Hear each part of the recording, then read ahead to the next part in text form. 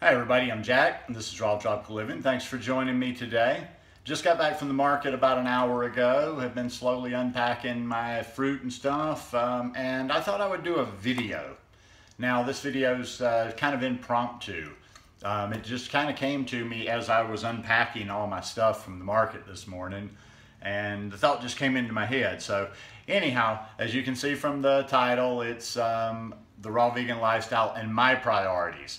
I do videos like this every day on raw veganism, plant-based, philosophy, few recipes every now and then, sometimes on fitness, just general things about health. And like I say, I'll go off topic on the weekend a little bit. Been sharing my meditation practice a little bit lately. So if you're not already subscribed to the channel, I'd appreciate it if you'd go ahead and hit that subscribe button.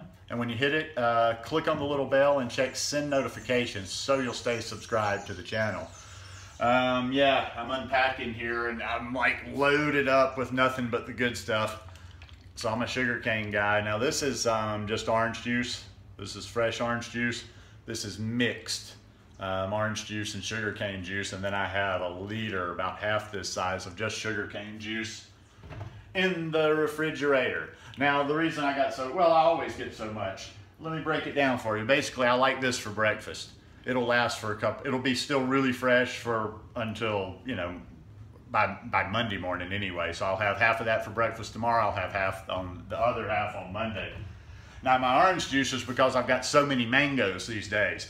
I've got a bunch of frozen, and probably not too long after I get off this video, I'm gonna blend up some of this fresh orange juice with those frozen mangoes up there, because that is divine. I had some of those at the beach this past weekend and past week, and man, that's just the best that it gets.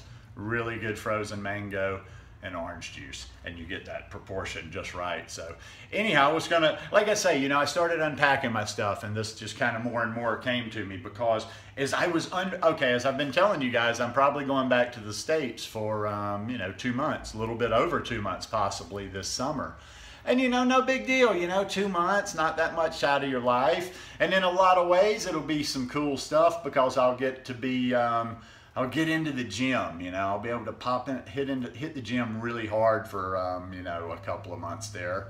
And no, just for a lot of different reasons, it'll shake things up, you know. It's not like I'm totally, oh my God, I'm going back there for 2 months. But as I was unpacking my stuff this morning, I did feel a little bit of anxiety. And I will show you why just right now. Now, as I was unpacking this morning, the anxiety set in a little bit. As I'm loading this stuff up, and yeah, I'm gonna do my, you know, I always have to arrange it for my Instagram photo after the market, but I mean, look at that. Like, that's probably 25, I haven't counted them, 25 or so perfect mangoes. And the lighting is not great up here. Like, there's a lot of things here and there. These are just beautiful red oranges that are ready to eat, but I'm not picking up the right light with them. Nah. Got 3 pineapples. 2 of them, those ones in the back, you probably can't see the scale. They're pretty good size. This is a little guy. A couple of nice big papaya there. I didn't get any papaya last week. And 3 meme sapote. Didn't go super heavy on them. But as I was unpacking all that stuff, I'm thinking, dude, you kind of like get a little bit antsy when you stay longer than 2 weeks, you know, on those trips when it's like a 3-week trip. So how are you going to handle 2 months? And it got me thinking about things. And like I say, before I kind of get into the hardcore subject matter of this is my opinion. This is my thoughts. These are my priorities. Nobody else needs to give me some reason why you're going to stay in some place, or you're going to do whatever, why you can't, whatever. That's your, you know, everybody's got to work out their own situations. But for me, as I was thinking about this, and I've thought this many times before, you know, having come to this raw vegan lifestyle, and I was fortunate that I lived here in Central America, in Costa Rica, when I came to this lifestyle. I don't know anything else, but my priorities in life are the best of the best. And, you know, as I'm thinking, okay, I'll go back to Alabama, and I'll spend the bulk of my time when I'm back in Alabama. And you guys have seen my videos before. Now, we will be in the summer, so I'm hoping for some peaches, I'm hoping to get somebody to, I'm going to make a little connection here when I go to the States in a couple of weeks, and I'm going to hopefully get some people to save up some blueberries for me.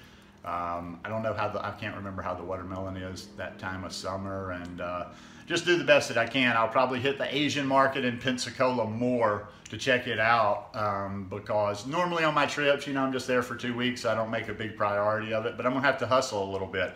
And like I said, it got me thinking, it's like, I will be back here because this is what I do. This is how I eat. And that my priorities are the best of the best above everything else. I mean, you know, I gotta have the good fruit. I couldn't see being in Alabama and doing it all the time, just trying to scramble around for bananas, but I will do what I do. And you know, that's why I'm here. That's why I'm here. And a lot of people, sometimes people get irked by this statement. Like, they're like, and I understand it. They're like, well, not everybody can live in the tropics. But listen, sometimes, and I'm like a lawyer. It can be maddening to a lot of my friends. I can put you on cross and I can start narrowing in on you. And I'm like, okay, let me say, sir, everybody says that this is the natural diet of man, right? Or the people that are hardcore raw vegan. I know a lot of people on my channel aren't like that, you know, kind of a live and let live, but this is the diet of our people, hardcore, raw vegan, fruit, heavy fruit. Okay, well, that was what our natural way of eating was when we lived within, what is it, 1,000 miles each way of this little thing called the equator, and we were all in the tropics, and we were all getting this kind of stuff. I just, like I say, I can't think too far out of my own circumstances, because that's just speculating.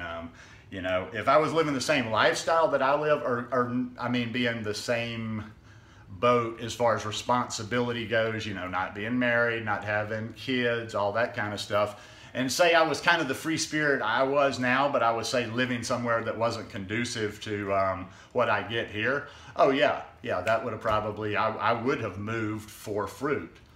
I think, I don't know, like I say, my whole thinking is skewed when I came to this lifestyle living in a country where there was fruit around all the time.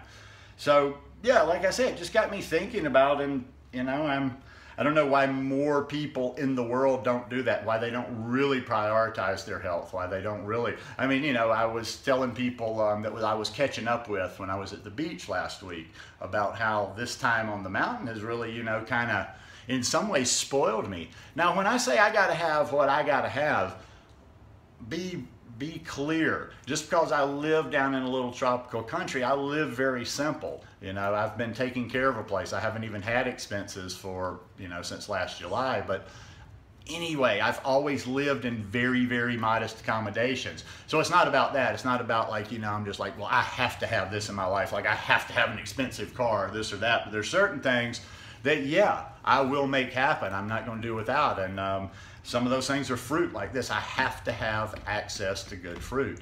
In fact, my priorities are as such as that I'm not getting organic here. People ask me from time to time, well, what is this organic or not?